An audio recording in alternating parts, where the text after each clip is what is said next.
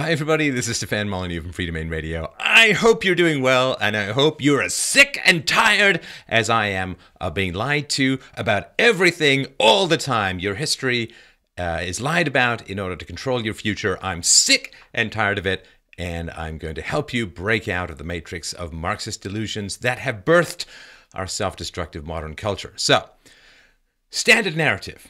I took a course on race relations when I was in college, and this is what I was taught, a bunch of nonsense. White Europeans came and slaughtered all of the native populations of the Americas. Said native populations were kumbaya, living in harmony with nature, peaceful, lovely people, and, oh, by the way, also white people gave blankets laced with smallpox to natives and killed them all that way. So this was the narrative. Now, there is a guilt religion currently infesting and dominating the world. It strides over the world like a colossus, squishing civilization in its path. And it is the provocation of guilt, largely in white people, that is causing the atomic self-destruction of Western civilization, which really is the best civilization the world has ever produced. And this guilt religion, you can see coming out of Marxism, racism and race baiting and so on. These are all Marxist terms invented by Leon Trotsky. And it's tragic. It's tragic because it's false. And because it's false, it means that we are bewildered and confused and self-destructive. You can't blindfold people, set them down in a sandstorm and expect them to find their way to a better future. It is insulting to everyone involved in these narratives of every race and ethnicity. So we are going to set the record straight. The sources, as always, are below. Please, I look forward to your comments, and like, share, and subscribe. These videos is very, very important. So this guilt religion currently is a $3 billion annual narrative profit windfall just in the United States. That's the 9,000 employees of the various agencies who manage the 1 million natives who are currently on reservations. This doesn't even count the tax-free subsidies and all the other stuff that goes on, where basically they've gone from hunter-gatherers of bison to hunter-gatherers of white gamblers on their casinos. So it's a pretty tragic outcome as a whole. So let's ask, of course, first, where did Native Americans come from? Well, the latest theory is, and it seems to be a good theory in my opinion, Siberia. Native Americans descended from ancient Siberians who crossed over a land bridge between Asia and North America, sort of Alaska, between 26,000 and 18,000 years ago. And then when sea levels rose after the last ice age, before they had SUVs to warm the air, the land bridge disappeared. And I guess the genotype got sort of isolated.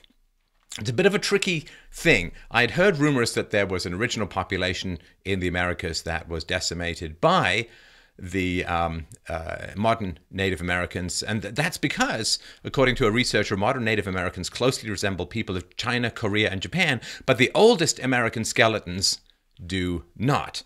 Now, this appears to be in some disrepute at the moment, so the theory now is that 18,000 to 26,000 years ago, when the Siberians crossed over the Beringia land bridge, what happened was they simply have evolved since then from their earliest ancestors. So 10,000 years can be a huge amount of time in evolution. The major races have been separated for between 50 and 150,000 years, and a lot of evolution has happened to differentiate the species since then. So with regards to this genocide, how are we going to figure out what the truth is? Well, we know somewhat the end population. The question is, what was the beginning population? So you go back to about 1500, before the white people came. Figure out how many of the natives lived in North America, and then figure out what happened. Now, the methodology that is often used is population density. So you can find a bunch of ancient settlements, you can figure out how many people lived there, how many people were in the area, and then extrapolate it to land of similar quality with similar characteristics. And in general, this seems to result in sort of an overcounting of settlements. Of course, the natives in America were hunter-gatherers. A lot of some were farmers, but most were hunter-gatherers. So they moved around a lot. So they'd have the winter camps, the summer camps, spring camps, and so on, and just move around a lot. So it's sort of like trying to count the average homes in America by trying to figure out how many vacation homes John McCain has. It's he's a bit of a nomad. And that can be a little bit hard to figure out. Semi-nomadic tribes, of course, can move from place to place, have multiple settlements. So when you try to correct for all of that, oh, and also a lot of the fertile land was unoccupied for a variety of reasons. So indigenous population estimates come to about this sort of north, like America and Canada, come to about 1.5 million. If you take global averages of population density for hunter-gatherers, which is 0.1 persons per square kilometer, then, and if you include Alaska and Canada, that gives you just under 2 million people in North America before the whites came. And I don't know, right now, like 90% of the population in Canada is huddled down at the 48th parallel. I don't go far north. So I don't know if you want to include Alaska and sort of northern Canada, or at least not much southern Canada in that. But nonetheless, between 1.5 and 2 million people in North America. There are different numbers, which we'll get into in a sec, but this is a good place to start. Now, as far as the guilt religion goes, if you're on the left, right, if you're a cultural Marxist, if you're a socialist, if you're on the left, in general, you want to push these numbers as high as humanly possible so that it makes a stronger case for the population decline, which we'll talk about first being recorded in the mid-19th century. The higher you can get the initial numbers, the more you can make the case for genocide. So on the left, there is an incentive to push these numbers up. Just buyer beware as far as caution goes with this narrative. So there is some higher estimates. Some people have said, oh, there were 7 million. Oh, no, there were 18 million.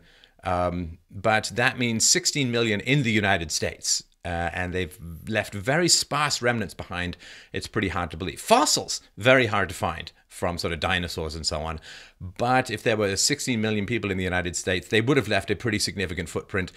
Personally, I find that a little hard to believe, and I just put it out there so that you can get a sense of the range. The point, of course, is that nobody has any clear idea, but there are various methodologies which, depending upon what you like to consume, you can find. So 1853, first official census, population of Indians, 400,764. 1860, 339,421. 1880, 306,453. So that's a pretty precipitous decline. Here we go, 1850 to 1880 is 27 years, down almost 100,000 from only 400,000. So this is where people are getting this. However, here's the reality. Let's take 2 million natives as a starting point. By 1853, the population had dropped by 1.6 million, and by 1880, by 1.7 million. That is a huge drop, and this is where people get this idea of genocide, decimation, and so on, which we're going to unpack as we go forward. So that is an 80% decline in population. However, that is over 360 years. So if you get an 80% decline in population from 2 million over 360 years, that is 4,444 natives per year, or a decline of 0.22% per year of the original population. Sounds a little less catastrophic when put into those terms.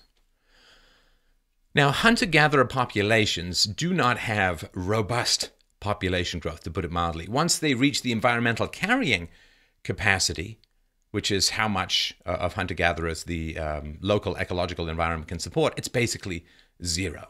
So the question then becomes, where cometh the decline? Well, there are generally three possibilities concerning population reduction. Number one, dying off. Number two, low birth rates. Number three, intermarriage, also known as Europe, Europe, and Europe. So, where did they go? Well, in 2014, there were almost 200 million non-Hispanic whites in America, not, of course, counting Elizabeth Warren. On average, they contained 0.18% Native American genes. So if you're going to wipe out a population, you don't breed with them. You don't allow them to breed with you. There's no miscegenation. All that happens is you go wipe them out. So the question is, how did so much Native American genetics get into the non-Hispanic white population? Now, this is 2014. A lot of people came over in the 20th century who would not have had nearly as much of a chance to interbreed with the natives. So if you take the 200 million with 0.18% Native American genes, that is the equivalent of 356,167 full natives, quote, contained inside the genetics of the white population. So there's a transfer there of the genetics. For US blacks, they're the equivalent of 31,143 natives inside the genetics of the black population. It's relatively low, at 0.18%, more than 10 times lower than the average. American black has 20% white or European genetics or admixture. Now, Latinos in the United States have a Native American admixture of 18%, but most likely those are not from North America. So the 50,477,594 Latinos carry the genetics of a little over 9 million Native Americans inside their populations. This is a strong case that a lot of this population decline occurred as a result of interbreeding. Now, in 2014, those who directly self-report as Native Americans number just under 3 million people. So, over a few hundred years, the European control of North America has increased Native American genetic expression enormously. Diluted, no question, but it has increased. That is not technically or even allegorically genocide in any way, shape. Genocide is when the gene pool gets wiped out, not when it flourishes through admixture and spread into the host population. So this is percent of newlyweds in 2013 who married someone of a different race. Again, we're looking for evidence as to why Native populations have declined. So 7% of whites married someone from another race, 16% of blacks, 28% of Asians, and 58% American Indians wished to, or did in fact, marry somebody of a different race. Also, American Indians have the lowest birth rate of ethnicities that are studied in this area in the United States. So marrying outside the community, having fewer children as a whole, that's not very good for your population, but that's not genocide. All right. Genocide, of course, the wholesale destruction of, in whole or in part, a native population. Now, female Native American mitochondrial DNA were kept largely intact, right? So this is DNA that passes through only the females. Now, if there's a general wiping out of the population, there should not be a continuation of this mitochondrial DNA. So this means that families remained intact and women were not killed in general, but instead were mated with. Now, when it comes to accounting for the Native American population decline, if only 1 in 454 Native Americans married a European, that accounts for the entire Native American population decline. If only 1 in 454 Native Americans married a European. And in the hundreds of years of close contact, in an unregulated frontier where there often weren't a lot of women around, and also where hypergamy, the woman's desire to marry up, might have triggered the Native American's woman's desire to mate with a white who had superior technology and better food and better medicine and all that kind of stuff. Is it inconceivable that 1 in 454 Native Americans married a European? Well, if you can believe that, that accounts for the entire population decline simply through miscegenation. Atrocities. Now, of course, there were atrocities, and we'll mention a few, the Trail of Tears and so on, of whites on natives. But what you don't hear is, thanks Graham Greene, is the other side of the coin. S.C. Gwynne, the author of Empire of the Summer Moon, has said about the Comanche, no tribe in the history of the Spanish, French, Mexican, Texan, and American occupations of this land had ever caused so much havoc and death. None was even a close second. Gwynne spoke of the demonic immorality of Comanche attacks on white settlers.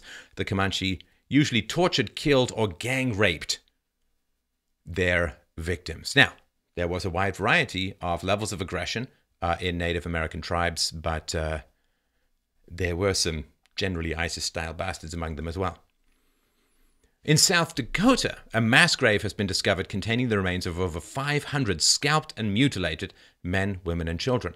This has been dated to the 14th century, so that's long before the whites arrived later on. So this is what was occurring. Again, is this emblematic of all Native American culture? Of course not, but it was happening, and this was part of what was occurring. Let's get to the big elephant flea in the room, disease.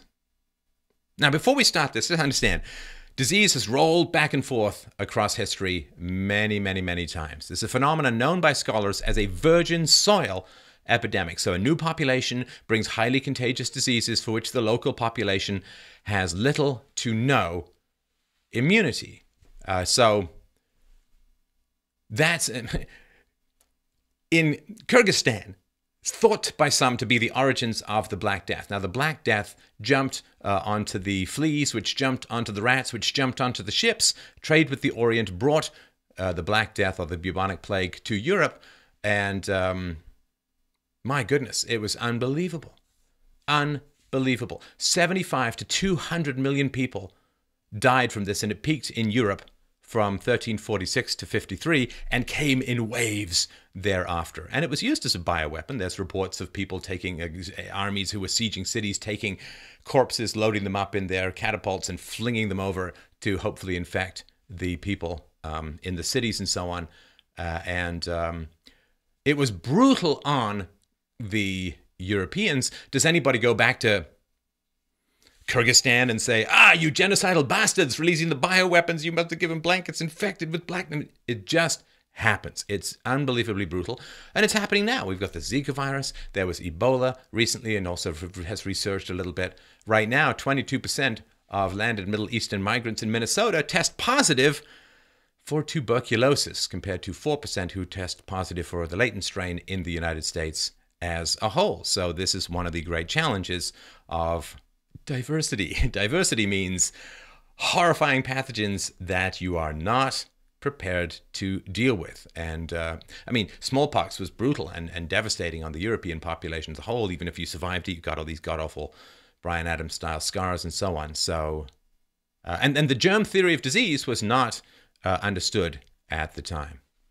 So UCLA professor Jared Diamond, author of Guns, Germs, and Steel, The Fates of Human Societies, has written, quote, "Throughout the Americas, diseases introduced with Europeans spread from tribe to tribe, far in advance of the Europeans themselves, killing an estimated 95% of the pre-Columbian Native American population. The most populous and highly organized native societies of North America, the Mississippian chiefdoms, disappeared in that way between 1492 and the late 1600s, even before the Europeans themselves made their first settlement on the Mississippi River." He goes on to say the main killers were old world germs to which Indians had never been exposed and against which they therefore had neither immune nor genetic resistance. Smallpox, measles, influenza, and typhus rank top among the killers. As for the most advanced native societies of the North Americas, those of the U.S. Southeast and the Mississippi River system, their destruction was accomplished largely by germs alone, introduced by early European explorers and advancing ahead of them. See, this is really, really important to understand. It wasn't like the sickly Europeans hugged the healthy natives and killed them that way. The bacilli, the germs, the viruses, the pathogens as a whole raced ahead of the Europeans, destroying the native settlements and villages. And then what happened was, we see here Plymouth colony leader John Winthrop said that the Pilgrims discovered their new territory was virtually empty of people. He said, "But for the natives in these parts, God hath so pursued them, as for 300 miles space the greatest part of them are swept away by smallpox, which still continues among them. So as God hath thereby cleared our title to this place, those who remain in these parts, being in all not 50, have put themselves under our protection." And, this is one of these sort of inevitable tragedies. But nature is the genocidal agent here, not Europeans. Europeans and the natives had initially not too bad a set of relations. Of course, the Europeans wanted to Christianize the natives, as they've wanted to do around the world. The natives were not hugely interested. It's important to remember, technologically speaking, there are arguments to be made that the natives in North America were about 7,000 to 10,000 years behind the Europeans in terms of social, cultural, artistic, and technological development. They had very little written language. I mean, it was a very, very primitive culture. And how often does it work out well when these two kinds of cultures come into contact? So let's look at the effects of smallpox on the population. So estimates for the pre-Columbian, Before 1492, Amerindian population above the Rio Grande ranged from 900,000 to 12.5 million. So it's a bit of a spread. So let's take this upper estimate. If 90% of 12.9, the last guy said 95%, we'll take a lower estimate. 90% of 12.5 million were wiped out by epidemics. There would be 1.25 million remaining natives, right? So 10% of 12.5 million, 1.25 million. If 90% of the low estimate of 900,000 died, there would only have been 90,000 left. If we take the earlier estimate, let's just say of 2 million, and say 95% of them died from diseases, then we're talking only 100,000 natives left. And these are decimated by germs that are spreading long before the Europeans arrive. Maybe they land on rats, which go along, bats, who knows what, right? But the germs raise ahead of the Europeans, kill off the natives. The Europeans come and say, well, I guess the land might as well be ours because there's nobody here left alive to use it. Now, today, there are 6.7 million members of the Aboriginal population above the Rio Grande. So even if we take the very highest possible post-smallpox estimate, the overall Aboriginal population has grown 5 times over since the arrival of Euro-Christians. The original like the worst case scenario, most people, most decimated, it's still grown 5 times, because if 90% of the 12.5 million wiped out by epidemics, 1.25 million left, now it's 6.7 million, so it's 5 times or so. And it could be hundreds of times if the lower estimates and 100,000 or 200,000 were left. Now they're up to 6.7 million. That is not a genocide. That's quite the opposite. That is an increase in the population. And look, we understand this morally. We understand that if you are infected with a disease, you don't even know it. No one tells you about it. There's no symptoms. Nobody knows what's going on. And you go and hug some family member and unknowingly, unwittingly infect that family member with your disease. We would consider that a terrible tragedy. We would not charge you with murder. Come on. I mean, this is not that morally complicated. And it wasn't just the direct effects of the disease, right? So often so many adult natives were incapacitated by disease that the others, right, the pregnant women, the children who relied on their food gathering, died from starvation. Sometimes as many died from hunger as died from disease. Now, these stories, which I was told repeatedly, deliberate infection via smallpox blankets, and I've talked about in this show, and I apologize for that. I can't research everything all the time, but when I get better information, I will clear the decks and put it forward. So please note, and we'll make notes on all the shows about that when we come across them. So, deliberate infection from smallpox blankets. Well, these are based entirely on 2 letters from British soldiers in 1763. Not a government program, not a government policy, no evidence that it was actually done. Now, in 1763, this is long after smallpox had actually peaked, and there's no evidence of a significant outbreak as a result of this vaguely theoretical bioweapon. And there's a scientific debate about whether this kind of infection, with blankets is even biologically possible. And recently, University of Michigan researchers discovered that one of the most prolific / leftist advocates of the smallpox blanket myth, his name is Ward Churchill, actually created fake sources to invent this story, which I consider unbelievably reprehensible. As I said, the natives who were exposed to the pathogens were the ones who brought the pathogens everywhere else to North America, as well as other animals where the pathogens could hide. So a lot of the British explorers and settlers found these empty and abandoned death chambers of settlements, greatly reduced populations, and often tried to treat them as kindly as they could. So again, estimates are 75 to 90% of all native deaths resulted from disease. So we got 75 to 95, but a huge amount. And of course, there is the starvation, and being too weak to hunt means the disease might not kill you, but being too weak to hunt means that you don't get the nutrition you need to fight off the illness and you die. Now, underreported in the destruction of the Americas, native population of the Americas, is or are seals. Seals, those pathogen-laced bastards. In Peru, bacterial genome sequences harvested from human remains seem to indicate that it was seals who first brought tuberculosis to humans in the Americas. So, just things that blow my mind. Seals! Those sealy bastards. Now, if it's a genocide, we should want to keep medicine as far away from the people we're trying to kill off, right? But the American government tried to inoculate the natives against smallpox. It was in the late 1700s that the smallpox vaccine was first developed. Under President Thomas Jefferson in 1801, American government tried to inoculate natives against smallpox. Well, they tried for 3 decades, but some indifference from local authorities combined with fears of the natives that it was some kind of trick meant that it was slow going considerably. But the program did eventually help to reduce mortality from smallpox. Again, that's not genocide if you're trying to help the people not get sick from what is killing them. Now, warfare, diversity plus proximity equals war. It's one of the iron rules of history. When ethnic groups collide, in particular when race groups collide, there is inevitably conflict.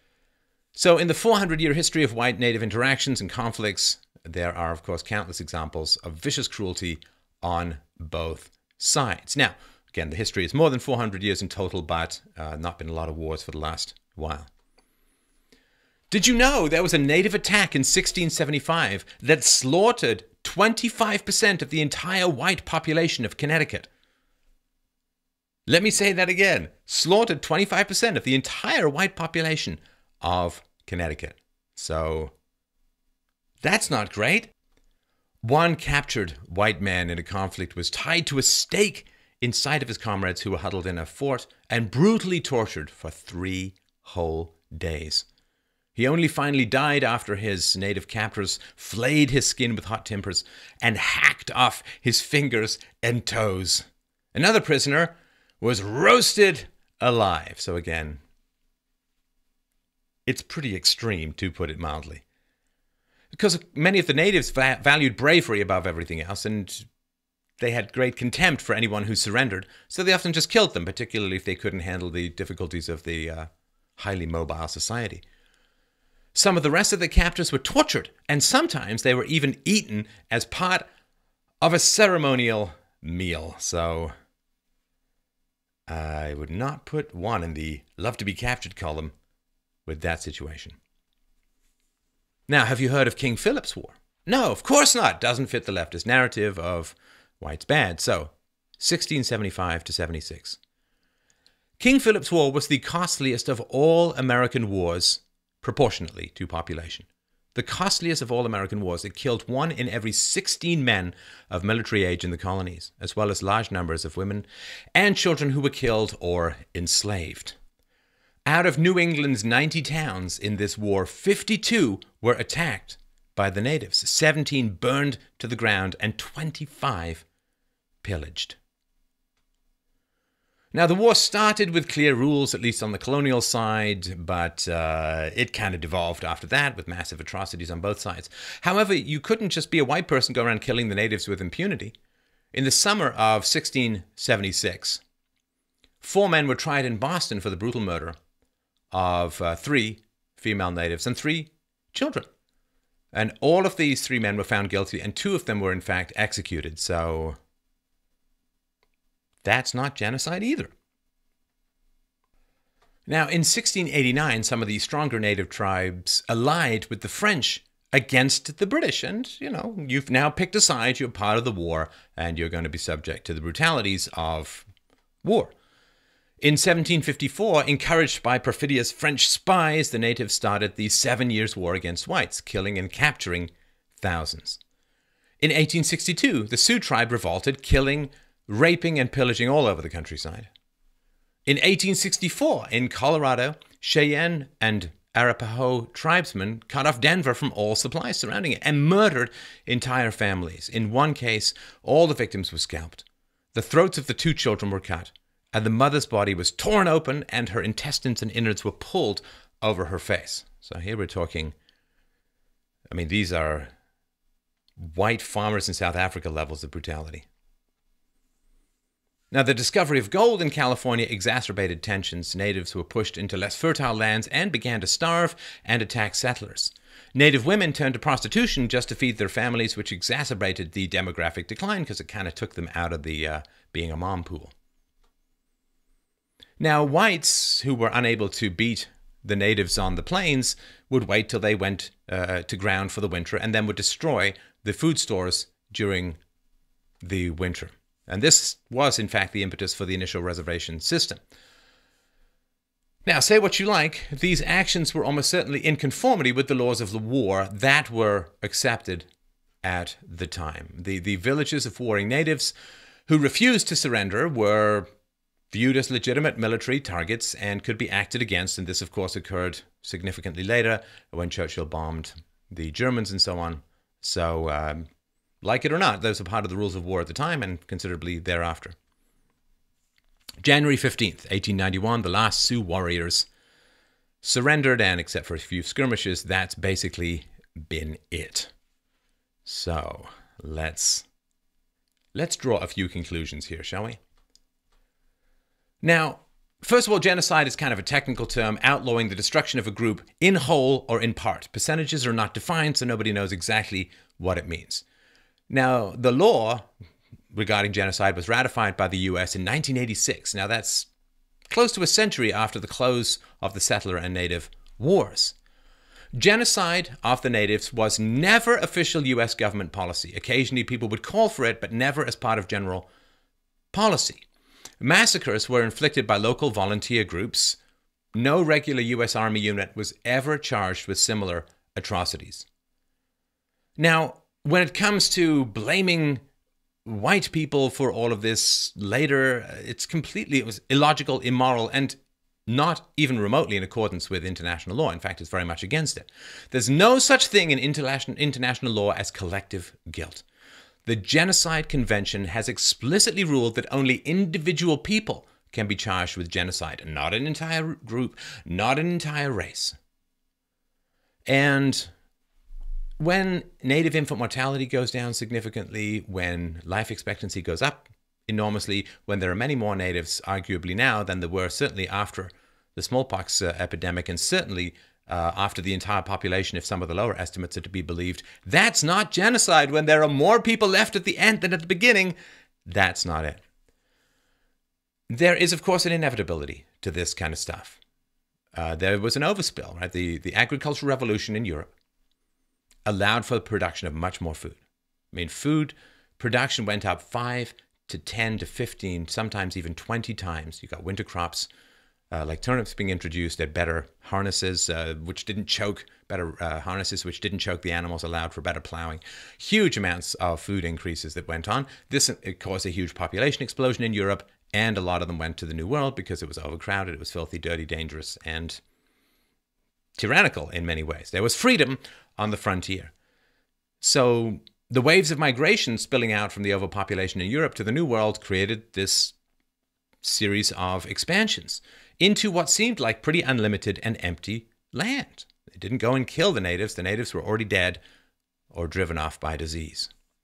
And there was no way for the tiny US government at the time to prevent or control this westward push. People just come pouring in and they just go and spread. So even if the US government wanted to, it couldn't have stopped it. This is going to happen one way or another. And sooner or later, someone was going to come in contact with the natives in the Americas. It was going to happen. The Renaissance created a kind of global economy. Global economy, yay. Global transmission of horrible pathogens, not so yay, but this is what happened in history. Someone was going to end up getting to North America, if it was the Chinese or Kazakhstan, for heaven's sakes, or whatever. I mean, if they had brought the Black Death over, it might have been even worse. So this was going to happen. Isolated populations, eventually there's going to be contact, and the pathogens are going to spread, and that is horrendous. So my particular thought is it's incredibly enraging for me, the degree to which accurate, truthful, honest history has simply been stolen. We don't live in facts. We live in a generally Marxist, leftist, indoctrinated matrix fantasy of the provocation of guilt and the extraction of money in return for alleviating that guilt from white people all the time. It's push the guilt button on Whitey, and Whitey coughs up gold, and everyone goes home and feels like they've virtue signaled themselves into the arms of the angels. So I'm a little goddamn tired of examining every question, and this particular research project came out of a great conversation I had with somebody who self-classifies as part of the Indigenous population of Canada, recently a call-in show. I'm really, really sick and tired of being told how bad white people are, and then finding some facts and finding out that if it's not neutral, it's often quite the exact opposite. So please, please, stop feeling guilty. Stop feeling guilty. White people should not feel bad for slavery. White people ended slavery pretty much around the world and was the only group to do so.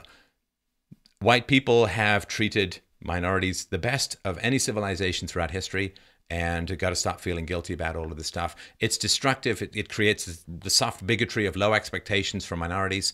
It is incredibly destructive to grow up with self-loathing towards some of the glories of your own culture. It is incredibly destructive, and it's one of the things that hacks at the base, as it's designed to do, of European civilization, which treats women and minorities the best and always has, at least over recent history. And if this collapses, it's going to take massive peaks of civilization with it, and it's going to fall on whites and minorities equally, and things are going to get very bad. So, they say history is written by the winners. So who has won? The cultural Marxists have won, and they're the ones infesting you with the true pathogens of self-hating falsehoods about your true history and the history of your ancestors. So stop feeling guilty, recognize who won, and fight back with facts. This is Stefan Molyneux for Free Domain Radio. Thank you so much for watching. freedomainradio.com/donate to help out the show.